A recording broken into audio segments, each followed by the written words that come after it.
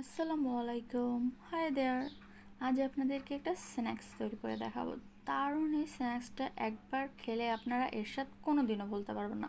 আমার রেসিপিগুলোর স্বাদ কিন্তু এমনিতেও ভোলা যায় না, তাই অবশ্যই শিখে নিয়ে বাসায় ট্রাই করবেন। সো আজ আপনাদেরকে তৈরি করে দেখাবো ব্রেড চিকেন পকেটস। চলুন তাহলে দেখে নিই।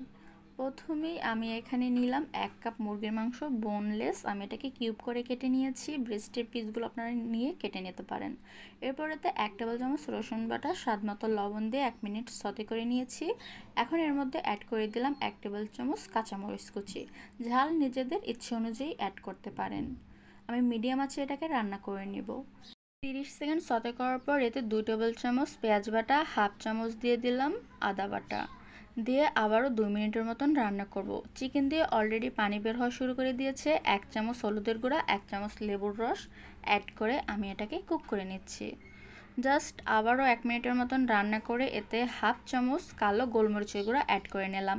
আপনারা চাইলে সাদা গোলমরিচের গুঁড়াও দিতে পারেন।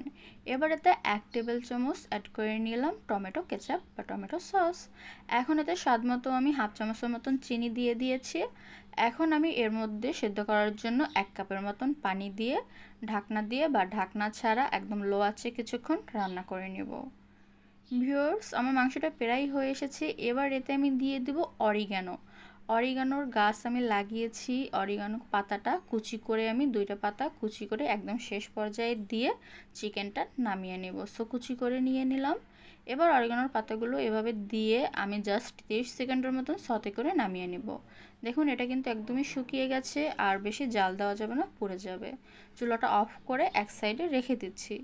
এবার আমি এখানে কিছু ব্রেডের পিস নিয়েছি। 2টা করে ব্রেড একসাথে দিয়ে একটা বাটি দিয়ে আমি গোল শেপ দিয়ে কেটে নিব।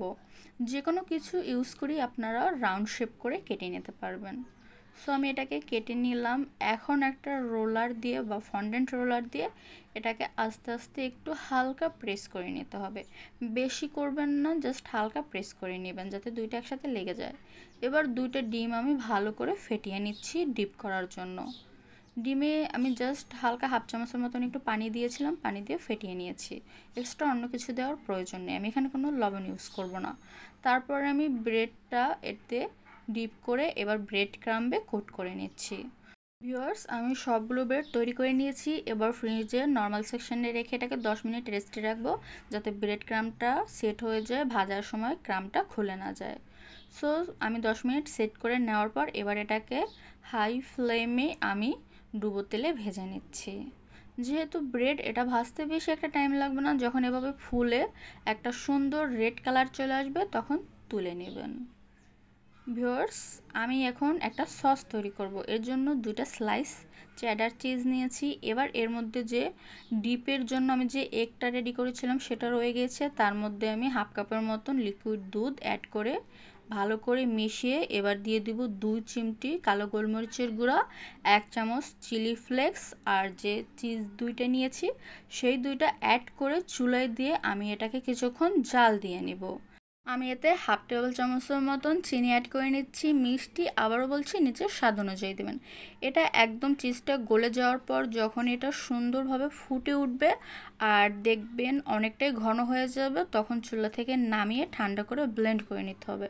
ভিউয়ার্স, আমার সসটা রেডি। আমি চুলাটা অফ করে এবারে এর মধ্যে দিয়ে দিব হাফ চামচ মিক্স হার্বস, তারপর দিয়ে দিব টমেটো কেচাপ 1 টেবিল চামচ। এবার এটাকে মিশিয়ে আমি ব্লেন্ড করে নিব।